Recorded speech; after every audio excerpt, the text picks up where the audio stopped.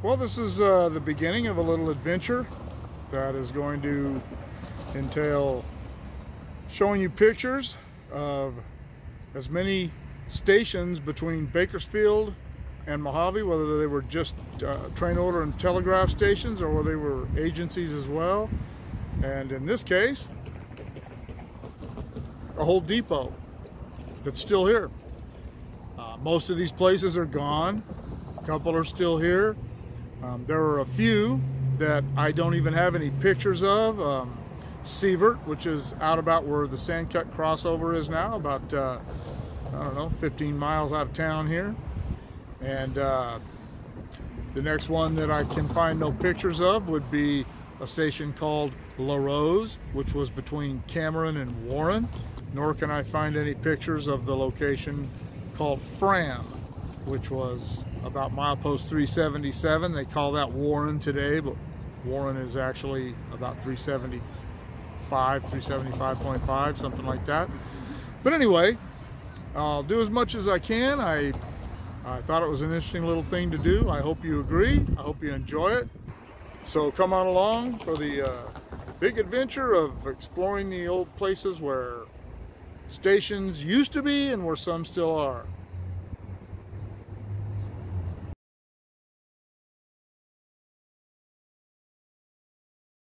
And here is Bakersfield.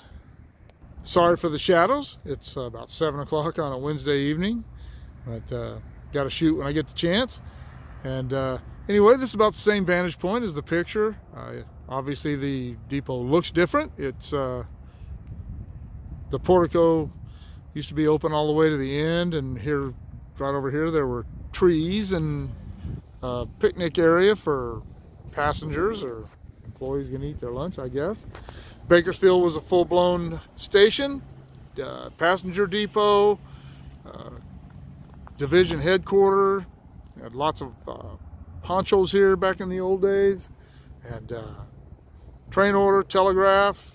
And later when they put in the CTC, they had dispatchers. The dispatchers were up there in that office right there.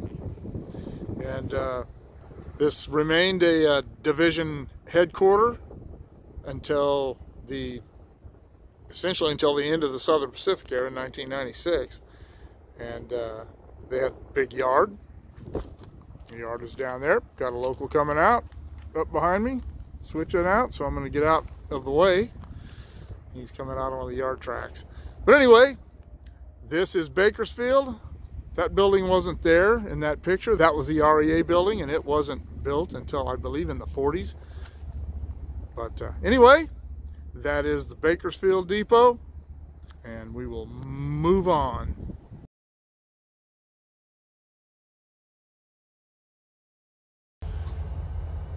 This is Kem Junction. This is where the BNSF and the Union Pacific split. The BNSF goes off to the left there into the yard, and right there about where that 1/2 sign is, that's where the Kem Junction Tower once stood, the one that's in the still photo. Be cool if I could have caught a train coming out of here, but there was nothing around, and I don't want to sit here all day. So anyway, this is Kem Junction. It was just a telegraph and train order office, no agency here.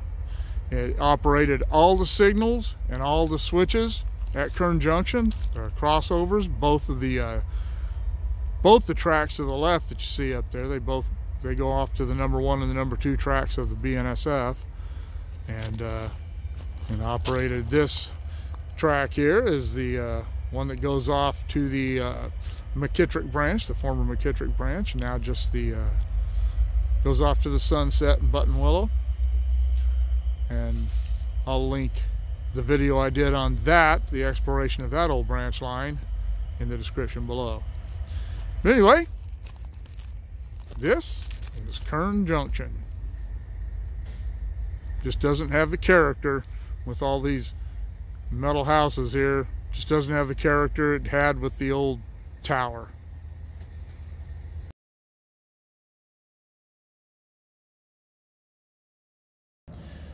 Okay, we're out at Edison And this is what is left of the Edison Depot station. I don't even know if I'd actually call it a depot, but up until the early 90s, we actually still used it for, it had a working bathroom in it, and the lights worked. It had a phone. We used to come in here back in the 80s and come out here and working in the area. We'd come in here and eat our lunch. Had desks in there, but it burned down about 3 or 4 years ago, victim of arson. It was dilapidated and long out of use anyway, but far as I can tell, this was built around 1909 or 1910, and it was built to serve the agricultural shipping industry out here. A lot of potatoes, a lot of citrus. There are still both, and these, see, there's still a lot of sheds. There's some orange orchards right over there. They do still ship out of here. They just don't ship by rail anymore. Southern Pacific shot itself in the foot, as it was prone to do, by overcharging the farmers and shippers. And with the advent of better roads and better trucks, the shippers started going to that in the 60s, and they were still using trains to ship into the 70s, I think maybe even into the 80s. I didn't actually work down here a lot back then, but they certainly don't use them anymore. There is absolutely no produce shipped out of here by rail. Down that way is a Simplot fertilizer business, and they ship chemicals into that, but that is about the only thing they do use the railroad for out here anymore. Edison was a train order telegraph office and an agency. Had an REA, and although it was a small building, it was very busy. And as I said, it was put out here to serve the industries out here, and it also was a, like I said, a train order and telegraph office. But anyway, as I said, it burned down a while back, and this is all that is left of it. Moving on.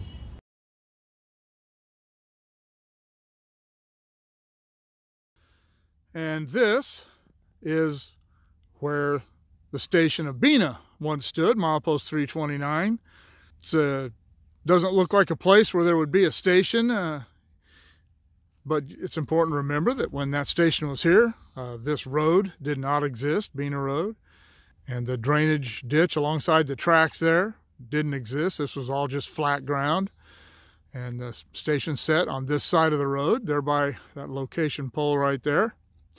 One of the ways that I determine where some of these stations were that are no longer here and haven't been here in my career is by comparing them to the background. And I always assumed that the Bena Station was about a mile down there, where the control point for Bena is now. You can't actually see it. You can see the Bena high-wide detector down there, but the control point of Bena, where double track starts and goes into Bakersfield, is about a mile down there, 328.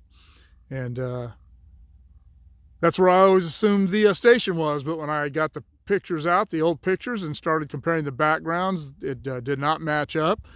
And I enlarged one of the pictures till I saw the milepost on the building, and it was 329. So I drove out here, compared it to the background, and sure enough, this is where it said.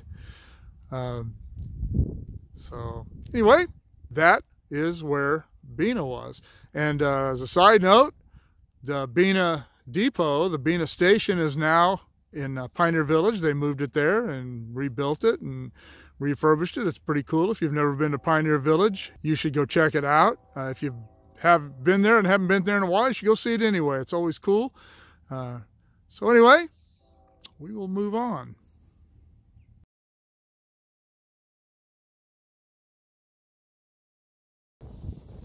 Okay, we are at Caliente, looking west and railroad north.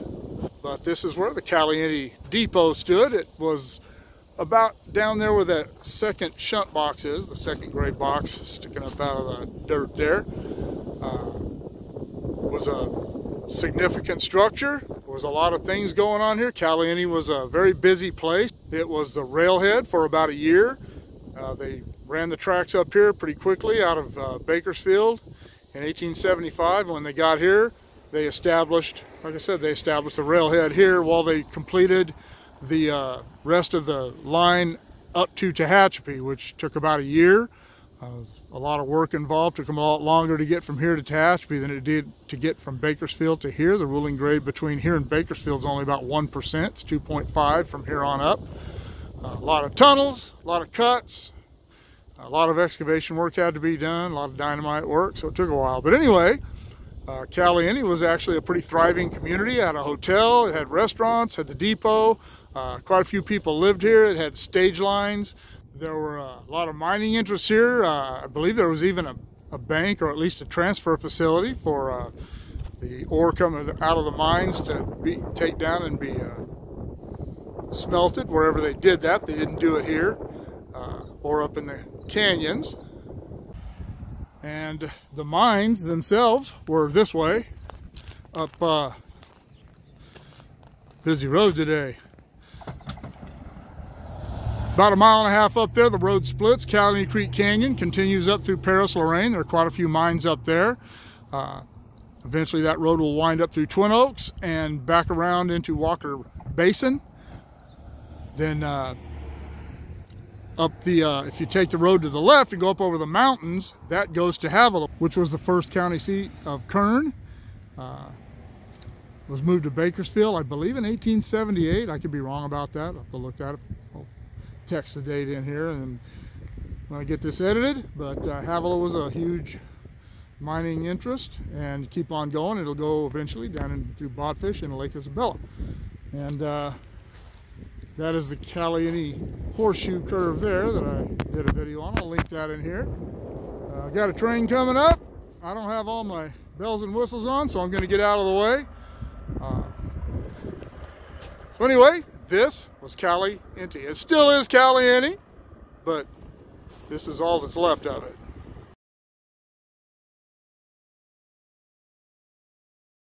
Okay, and this is approximately where the station of Bealeville stood. Again, using background landmarks as a reference. That shot was actually shot from up on the tracks a little further. I'm not going to foul the tracks because I'm out here on my own time. Don't have my computer anyway to establish on track safety. I could actually use my phone to do it, but I'm not going to mess with it. I'll just stay away from the tracks. But anyway, this was one of the original stations on the route. It was established in 1876. It was discontinued in 1943. I don't know when the building was actually taken down, but this is about where it was. There was a lot of ranching, still is a lot of ranching in this area. This was actually an agency as well. You could buy a train ticket here to go down to Caliente or Bakersfield or up to Tehachapi or wherever they had stations where to drop people off. But anyway, this was Bealeville, named for Edward F. Beale. I know he's not a very popular historical figure among some people, but he was nonetheless instrumental in the settling of a lot of this area and began the Tejon Ranch. So anyway, moving on.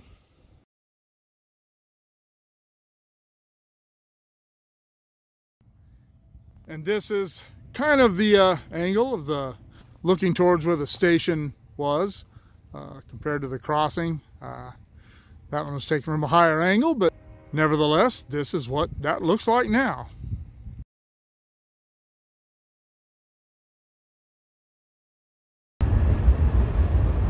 All right, dropped the line a little ways to Rowen, and this is where the station at Rowen used to be. There's a train sitting here, another one going by. Doesn't seem to matter if it's a weekend or a weekday. Never a shortage of trains here.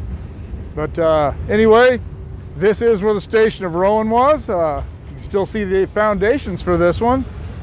I dug around at this piece here. It looks like maybe where the train order board was at one time. I don't see any bolt holes or anything, but that doesn't mean that wasn't it. And then you can see the foundations here.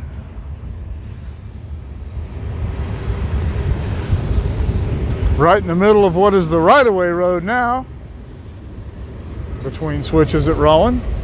I've worked up here for a long time, and I've seen these foundations over the years and never really thought much about it. Now I know what they were for. They were for the station at Rowen. I spent a little while looking at the mountains in the background trying to match background with the picture I have, and then I noticed the foundations and remembered them. So anyway, proof positive that this is where the station at Rowen once stood. And there goes